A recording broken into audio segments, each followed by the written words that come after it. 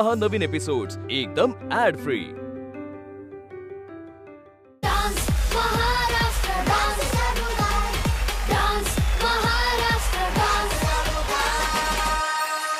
Dance Maharashtra dance little master मध्ये आपल्या सगळ्यांचं मी संदीप पाठक स्वागत करतो।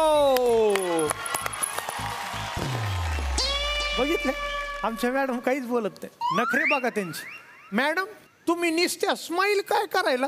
कारण मी आनंदी आहे। पण आनंदी कमून आहात तुम्ही? मला एक रोल ऑफर झालाय, त्याच्यात माझं नाव आनंदी आहे आणि ते पिक्चरचं नाव आनंदी गोपाल आहे। मॅडम ते तसं नाहीये, म्हणजे त्या आनंदी होत्या पहिल्या महिला डॉक्टर नाही, ते तुम्हाला असं सांगून कळणारच नाही मॅडम। तुमचा पिकअप फार कमी आहे। तुम्हाला हे समजावून सांगायला कोण येते माहिती का? कोण? आदिती। आदिती कोण? ती चुगलखोर। तर आता येते चुगलखोर नाशिकची आदिती।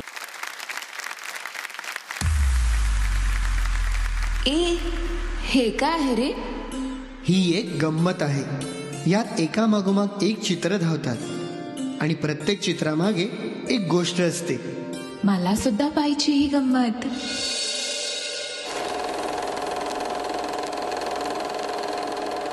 ह्या आहेत आनंदीबाई आणि बरोबर उभे आहेत गोपाळराव जोशी, जे शिक्षणाचे पुरस्कर्ते होते आणि आपल्या बायकोने सुद्धा शिकावं ही त्यांची इच्छा।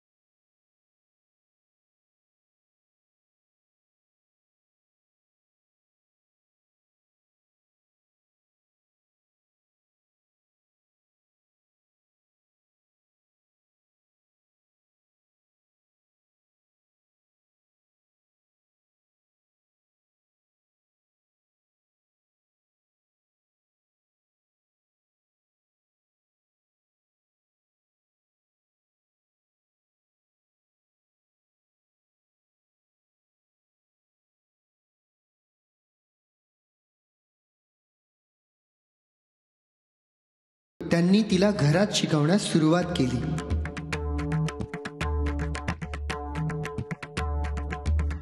पण त्या दरम्यान 6-7 महिने अभ्यास काय केला? सगळ्या विश्वाचं ज्ञान प्राप्त झालं असं वाटतंय का तुम्हाला? तुम्ही काय करताय? सोडा तिला, करोदर आहे ती।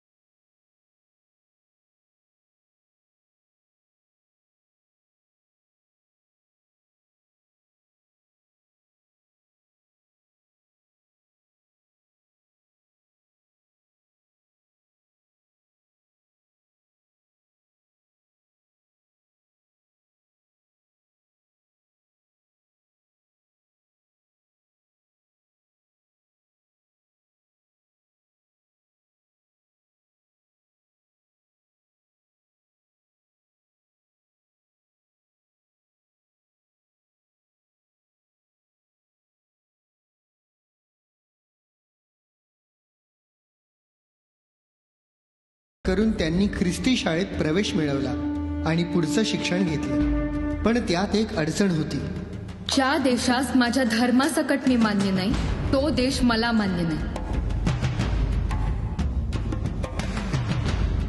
पण ह्या वादानंतर आनंदीबाईंनी स्वतःच्या मनाला समजावलं आणि धर्मांतर न करता त्या एकट्या परदेशी गेल्या.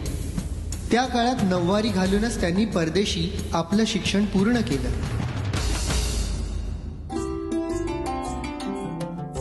डिग्री घेताना तो क्षण अविस्मरणीय झाला.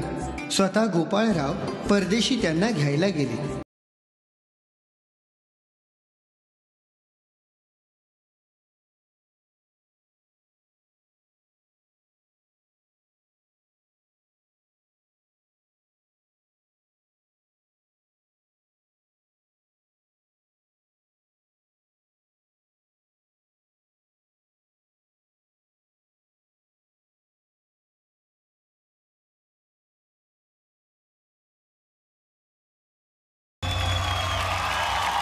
आनंदीबाईंनी आपल्या पतीसमवेत हा खडतर प्रवास केला आणि पहिल्या महिला डॉक्टर होण्याचा मान मिळवला.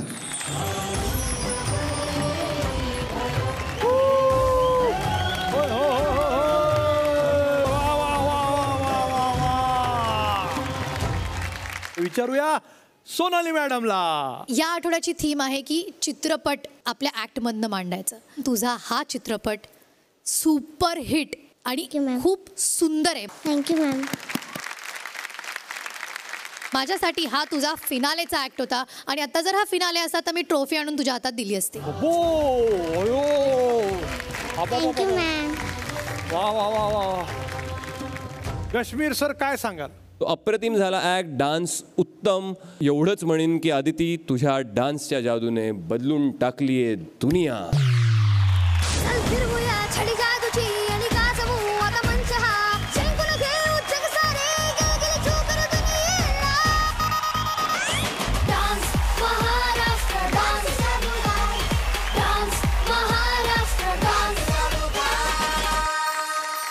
चुगलखोर आदिती. तर तुझ्याकडे काही आहे का, चुगली काही आहे का? आमच्याविषयी असेल तरी चालेल. एक चुगली आहे पण ते एक मोठा मूवी आहे, स्टोरी आहे. अरे बापरे, आणि त्याला टायटल पण आहे. घ्या बसून संदीपराव. ती गोष्ट आहे एका हिरोची आणि हिरोईनची. वाव. आणि ते दोघं एकाच वाड्यात राहत असतात हा. आणि ते दोघं 7वीत भेटतात एकमेकांना. 7वीत. हो. बर. आणि तो वाडा असतो हिरोईनच्या बाबांचा आणि तो हिरो भाडेकरू म्हणून राहत असतो. हा. आणि ते एकमेकांना खूप आवडत असते पण ते एकमेकांना सांगतच नाही. हा. आणि जेव्हा पण रक्षाबंधन यायचं ना की हिरो गायब व्हायचा. नंतर ते एकमेकांना भेटतात आणि सांगतात की मला तू आवडतोस. हा. आणि त्यांचं लग्न होतं आणि मग ते राहायला लागतात त्याच वाड्यात. हो. स्टोरीचं टायटल आहे टाइमपास 4 आणि ही गोष्ट आहे अमू आणि अपूची. हो खरं आहे. मी 7वीत होते आणि ते 8वीत होते.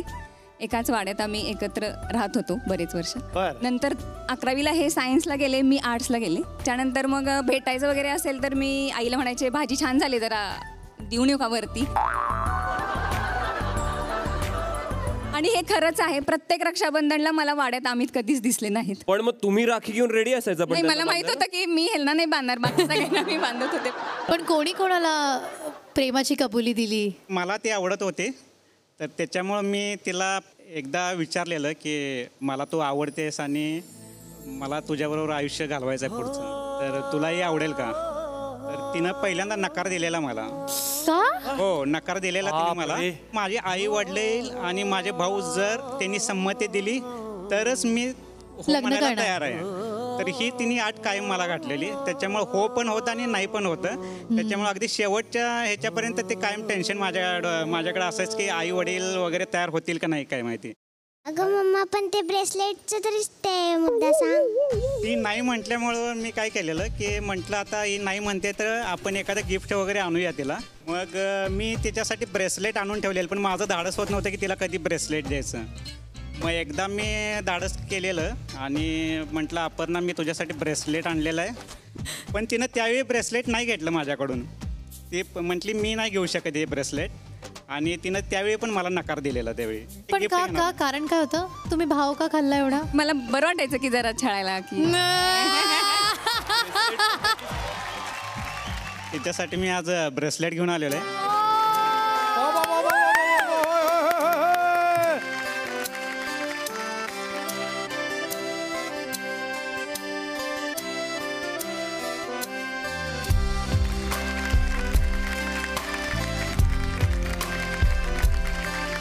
तदेव लग्नम सुदिनम तदेव ताराबलम चंद्रबलम तदेव. मॅडम, पुढची फिल्म कोणती आहे माहिती का तुम्हाला? कोणती? शिक्षणाच्या आईचा घो. मी तर तिला नाही म्हटलं, कारण नावच बघून घे. मी तर खूप हब्बेसू आहे. मॅडम, शिक्षणाविषयीची फिल्म आहे, नाही म्हणू नका. तुम्हाला ती फिल्म दाखवतो. आपला कार्तिक आहे ना, बीडचा सुपरस्टार, तो घेऊन येतोय. कार्तिक सुपरस्टार आहे? मग मॅडम, बीडचे सगळे सुपरस्टारच असतील.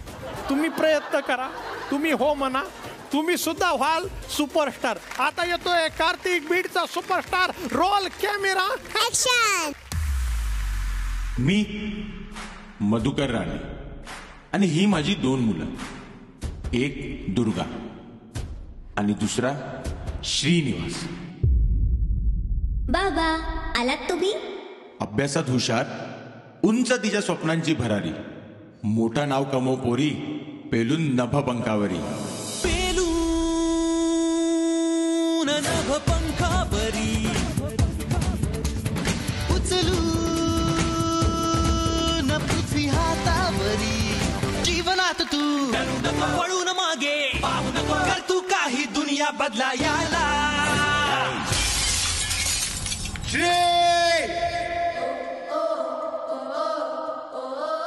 आणि हे माझं दुसरं कार्ट, जे नुसतं घराबाहेर फिरतं. जेव्हा बघावं तेव्हा क्रिकेट क्रिकेट क्रिकेट.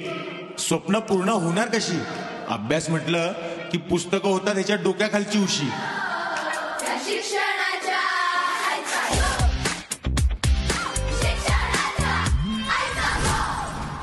तू काय माझं ऐकणार नाहीस ना? ठीक आहे, तुझ्या परीक्षेचा निकाल येऊ दे, मग सांगतो मी तुला.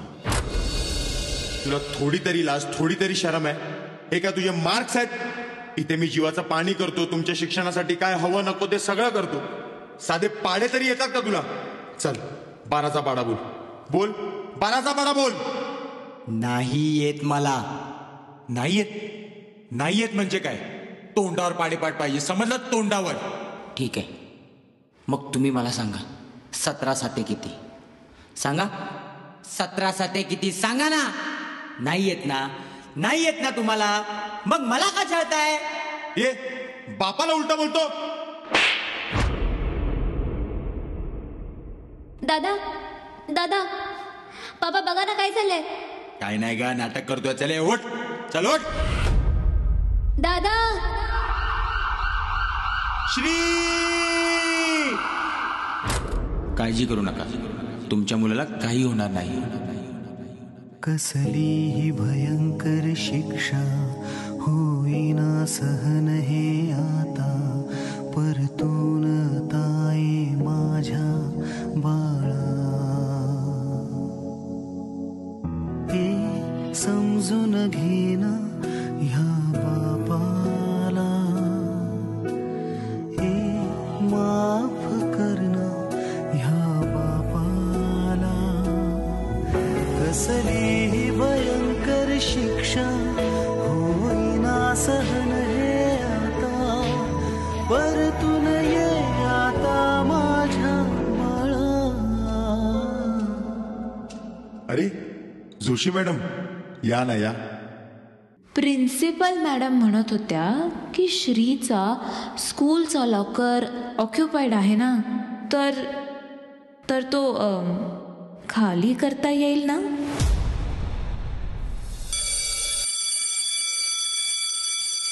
चला मुलांनो, इतिहासाची पुस्तके काढा आणि मला सांगा, अलेक्झांडरचा जन्म कधी झाला होता? मॅडम, मी तुम्हाला एक प्रश्न विचारू का? 17 साते किती हो? अहो, पण मी इतिहासाची शिक्षिका आहे. मला कसं माहिती असणार 17 साती किती ते? कोणाला माहिती आहे इथे 17 साते किती? अहो सांगा ना, कोणाला माहिती आहे इथे 17 साते किती? पोरांना अभ्यासाच्या आधीच वाढते पुस्तकांची भीती. का माहिती पाहिजे पोरांना अलेक्झांडरचा जन्म आणि तिथी? या दडपणामुळेच तुटत चालली आहेत अभ्यासासोबत त्यांची नाती. कोणाला माहिती 17 साते किती? शाळेत सगळी पोरं एकच गणवेश घालती. असं मंदिर जिथे एकमेकात मिसळल्या जातात सगळ्या जाती. पण मुलांना काही समजण्याच्या आधीच वाढते ह्यांच्या अभ्यासक्रमाची गती. अहो कोणाला माहिती 17 साते किती? अरे या शिक्षण पद्धतीची तर भ्रष्ट झाली आहे मती. कळकळीने सांगतो, नाही फरक पडत जर कोणाला माहिती आहे 17 साते किती. नाही फरक पडत जर कोणाला माहिती आहे 17 साते किती. मला उमगलं आणि देवाच्या कृपेने मला माझा श्री परत मिळाला.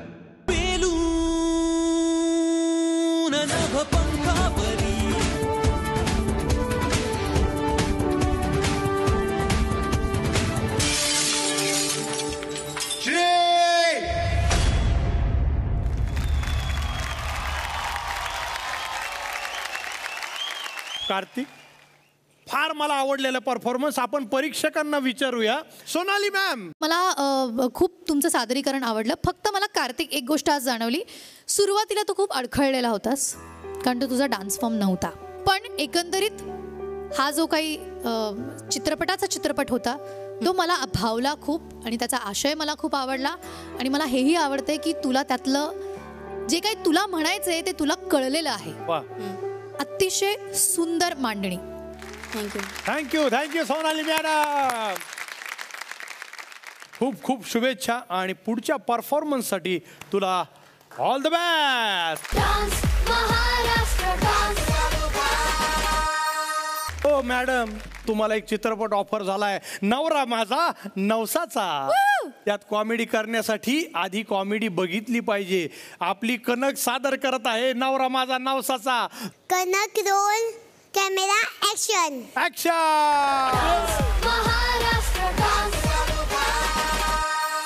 तुम्हाला एक पिक्चर दाखवू का?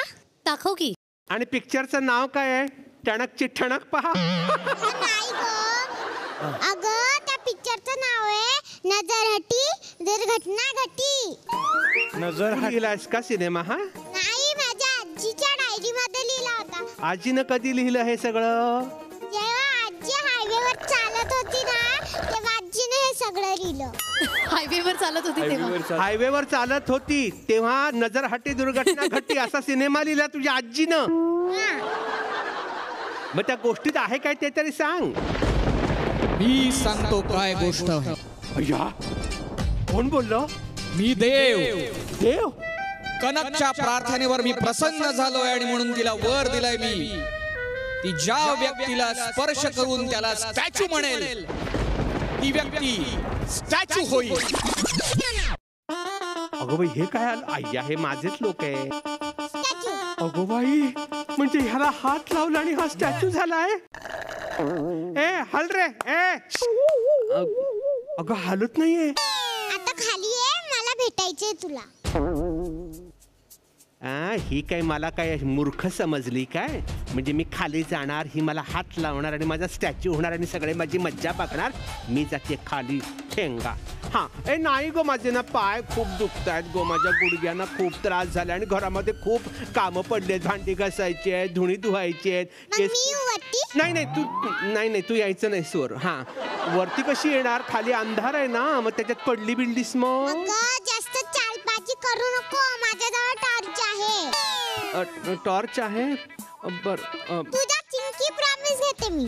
बापरे, मी काहीच नाही करणार. तू नक्की मला प्रॉमिस देतेस? हा खरंच. ए हिरोईनी, नुसतं नारळाचं पाणी पितेस मगापासून? हा पोट फुगल की एवढं पाणी पिऊन? तिच्या अंगावर शहाळे आलेत. हा तू कर कर विनोद कर, तू भागवून घे तुझी हाऊस.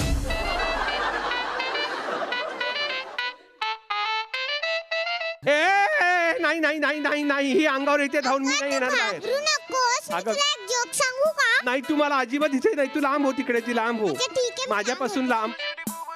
जवळ आलीस तर जास्त चांगलं ऐकू जाईल जल, मी काहीच नाही करणार. बर आले सांगतो. हा जोक सांग. एक हत्ती आहे, अजून तो घसरून पडला तर त्याला काय होईल? हत्ती घसरून पडला तर त्याला खूप लागेल असं ढुंगुलं त्याच्या.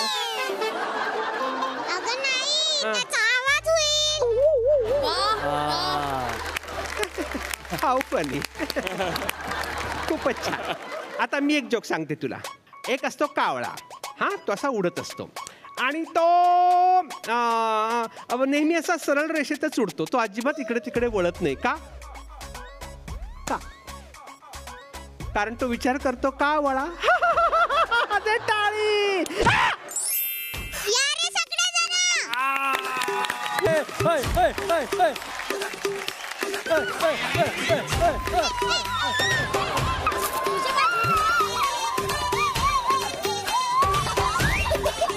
कपडे सुकवायची चांगली जागा आहे.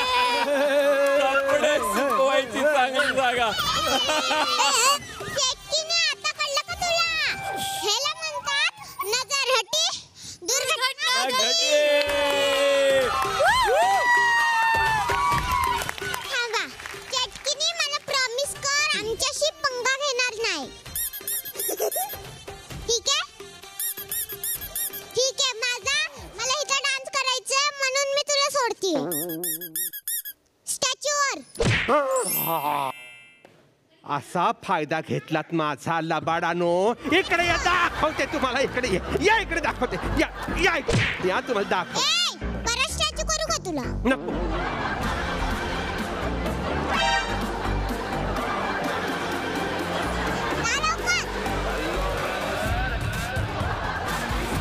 All the best. Thank you. Kanak all the best.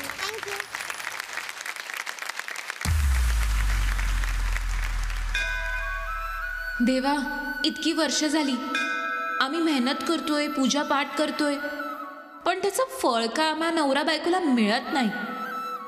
आज मी तुझ्याकडे एक नवस मागते. अगं नवस मागतेस, पण नवस केला तर तो फेडावा लागतो. अहो आत्या, अहो तुम्ही कधी आलात? आणि हा ते नवसाचं काय बोलत होतात? अगं तुमच्या आयुष्यात भरभराट होत नाही कारण वॅकीच्या बाबांनी नवस केला होता गणपतीपुळेच्या बाप्पाला की मला मूल झालं तर त्या मुलाला निवस्त्र दर्शनाला घेऊन येईल. पण तोच नवस अर्धवट राहिला. मग आत्या, तो नवस आम्ही पूर्ण करतो.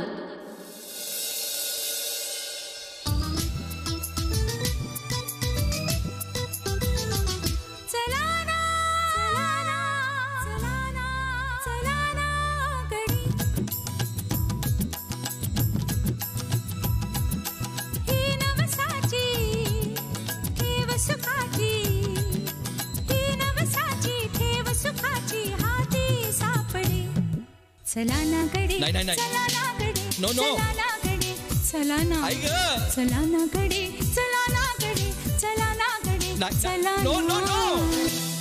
अगं निवस्त्र यायला तेव्हा मी लहान होतो आणि आता जर मी निवस्त्र गेलो तर लोक वेडा समजून मला दगडी मारतील.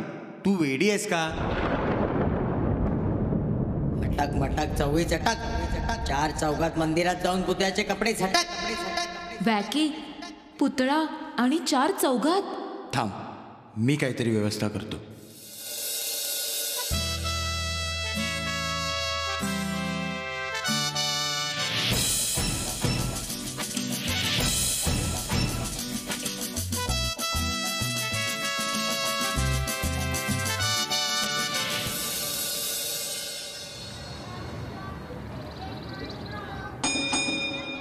चला आले का सगळे? चला तिकीट बोला. तिकीट आहे. इथे काय शाळा चालली? कुठे जायचंय ते बोला. अच्छा, एक गणपतीपुळे.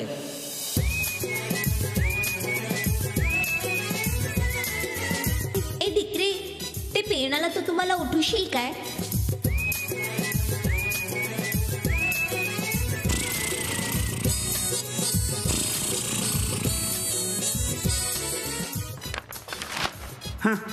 कोण तो गुंडा बाबू कालिया जो 80 करोडचे हिरे घेऊन फरार झालाय त्याचा धड फोटो पण नाही दिला पेपरात. अहो त्यासाठी पेपराची काय गरज आहे? तुम्हाला मी त्याचं वर्णन सांगतो ना. चला मग तुम्ही मला त्याचं वर्णन सांगा, मी त्याचं चित्र बनवतो. ए वॅकी, तोपर्यंत मी काय करू?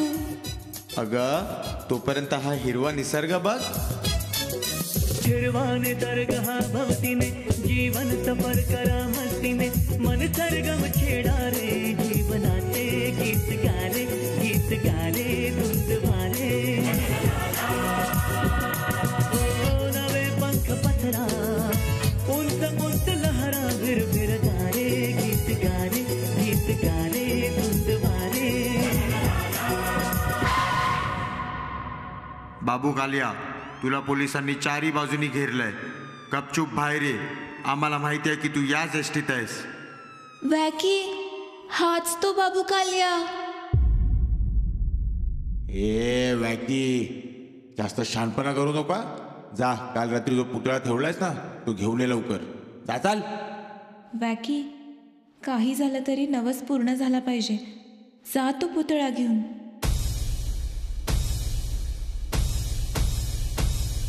चला ना गडी, चला ना गडी, चला ना गडी, चला ना.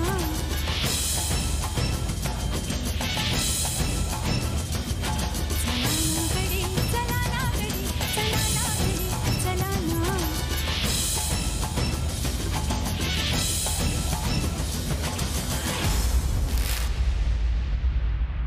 वॅकी, पोलिसांनी बाबू काल्याला पकडलाय आणि आपलं काम झालं असेल तर बाहेर ये. बाहेर काही खतरा नाहीये आता.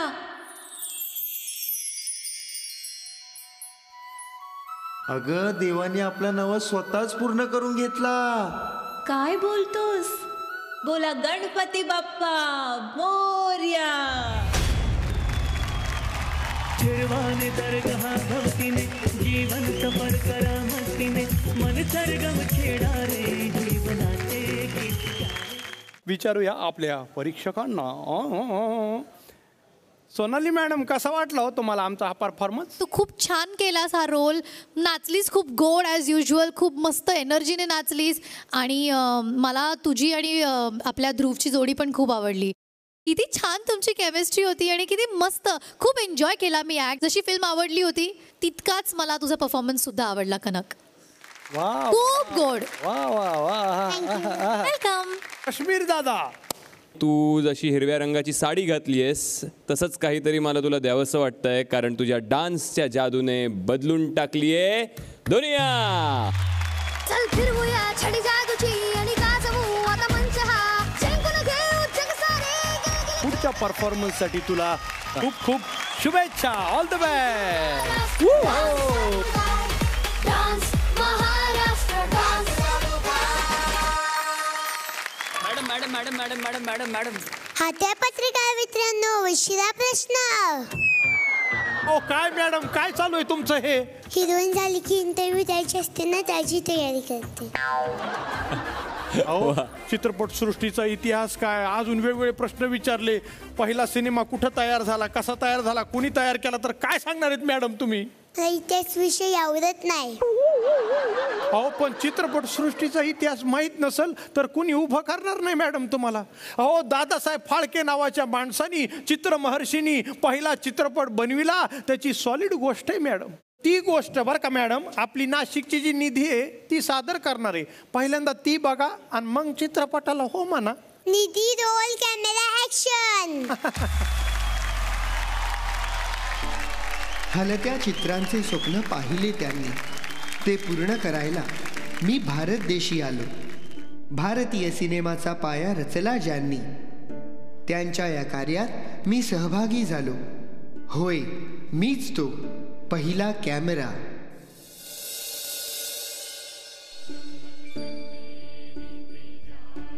भारतात सुद्धा हे चित्रपट निर्माण व्हावे म्हणून अथक प्रयत्नांनी, परिस्थिती नसताना सुद्धा ज्यांनी हे तंत्र स्वदेशी आणले, असे भारतीय चित्रपटसृष्टीचे जनक दादासाहेब फाळके, म्हणजेच धुंडीराज गोविंद फाळके.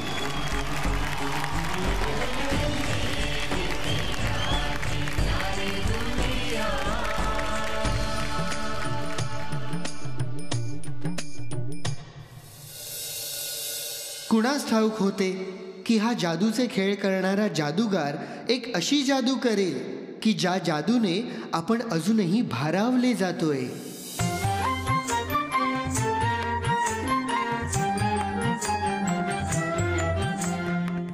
अहो फाळके बस करा, मी भांडवल देतो. प्रिंटिंग प्रेस टाका परत. वहिनी तुम्हीच समजावा. यांच्या पुढे काय बोलायचं आता?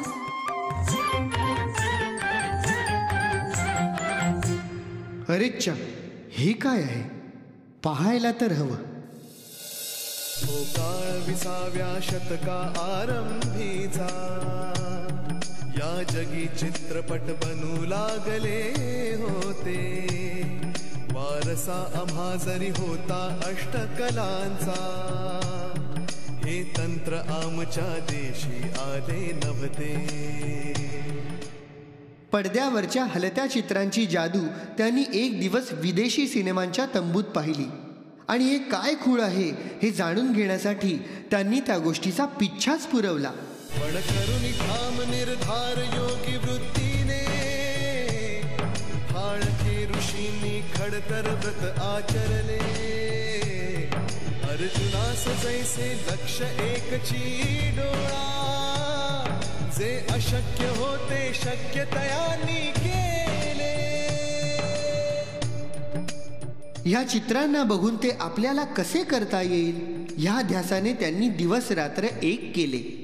कधी विदेशी सिनेमाच्या तंबूत जाऊन बसत, कधी पूर्ण दिवसभर प्रोजेक्टरवाल्याकडे जाऊन बसत, पुस्तकं वाचून वेगवेगळे प्रयोग करून, परिस्थिती नाही म्हणून वेळी घरातल्या गोष्टी विकून त्यांनी ही गोष्ट आत्मसात करण्याचा प्रयत्न केला.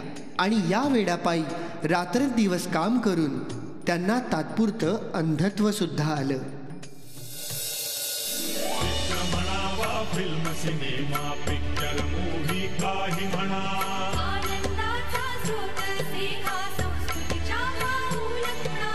घटका भरची करमणूक वा दोन घडीचा विरंगुळा.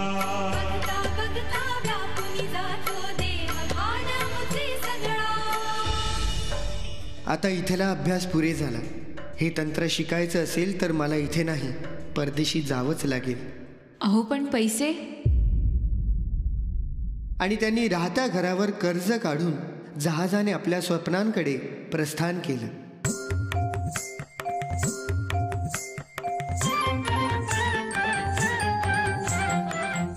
Hello, I am from India. I want to make a motion picture. Can you help? Sure. आणि मायदेशी परत येऊन काय झाले?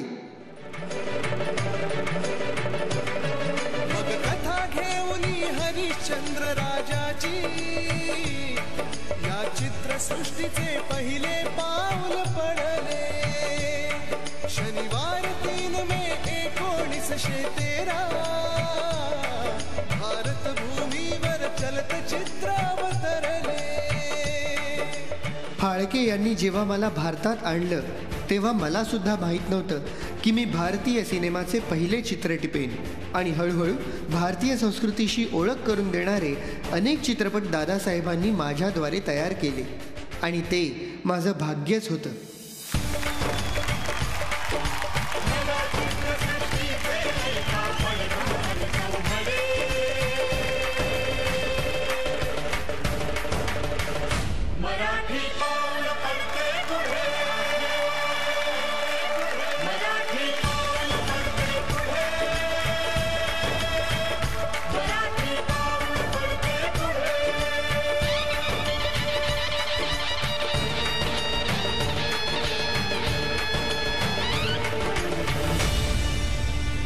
आणि अशा प्रकारे भारतात एक नवीन उद्योग उदयास आला आणि भारतीय सिनेसृष्टीची सुरुवात झाली.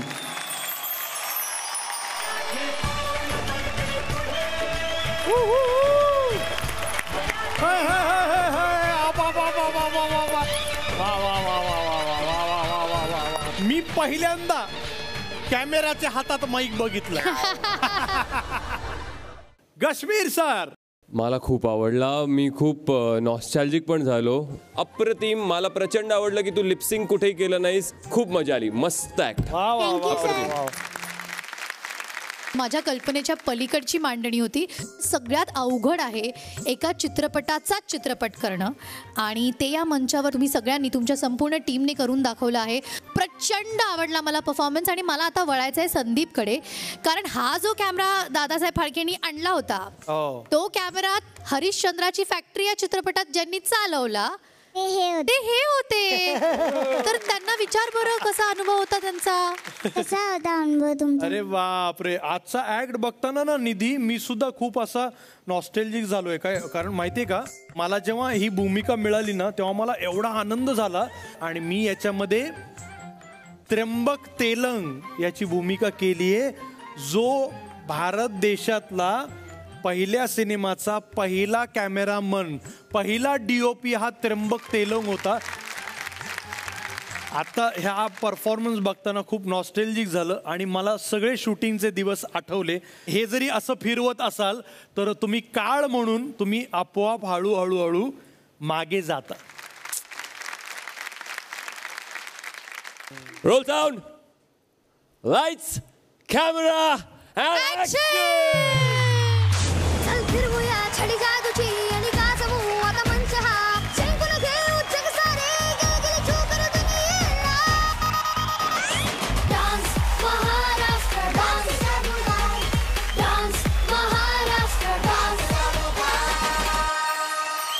इकडे बघितल्यानंतर ना मला हसरे चेहरे दिसत आहेत, पण ते जे आजोबा आहेत ना तुझे, ते इथे आल्यावर असे खुलून हसताना दिसत आहेत. त्यांना असं स्वातंत्र्य मिळाल्यासारखं वाटतं.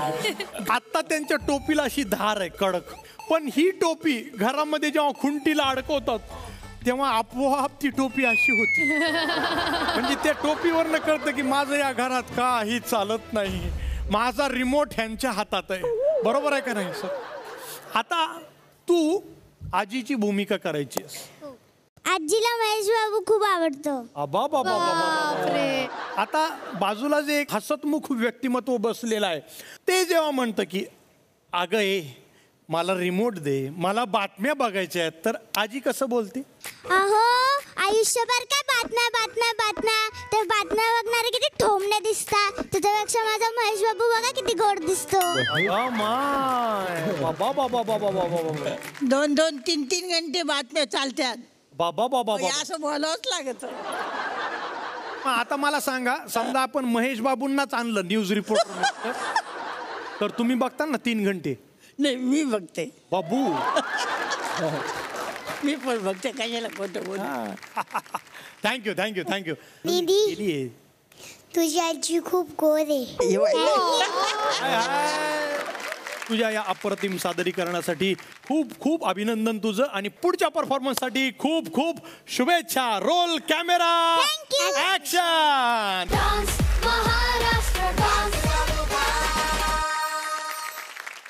पुन्हा एकदा आज मी परीक्षकांना विनंती करतो की कोण आहे जो डेटॉल सेफ झोन मध्ये जाऊन बसणार आहे? कोण आहे तो स्पर्धक? आजच्या एपिसोडमध्ये डेटॉल सेफ झोन मध्ये जे जाणार आहे, जे कोण, ती व्यक्ती आहे अदिती.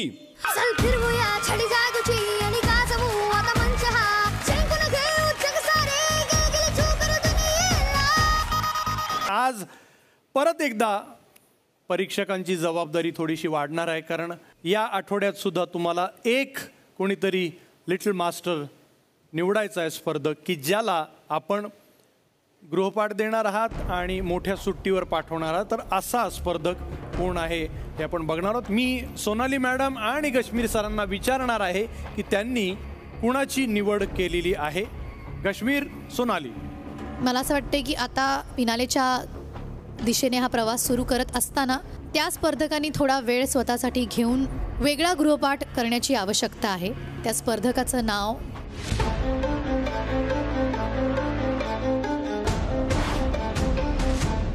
कार्तिक आहे.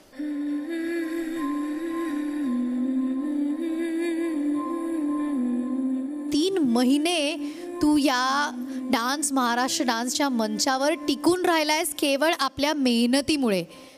शिकण्याच्या प्रवृत्तीमुळे आणि तू जिथून आला आहेस तिथून येऊन इथे उभं राहणं हे किती अवघड असू शकतं हे आम्ही तुझ्या प्रवासातनं पाहिलेलं आहे. त्यामुळे अनेक अशा ग्रामीण भागातले कलाकार आहेत, मुलं आहेत जे तुझ्याकडे पाहत आहेत आणि हा विचार करतायत की कार्तिक जर इथपर्यंत पोहोचू शकतो तर आम्ही देखील असं काहीतरी आयुष्यात करू शकतो. त्या सगळ्यांसाठी खूप मोठी प्रेरणा आहेस तू कार्तिक. त्यामुळे थँक्यू सो मच, तू आमच्या या मंचावर आलास आणि इतका प्रेरणादायी प्रवास आम्हा सगळ्यांसाठी तू एक दाखवलास. थँक्यू.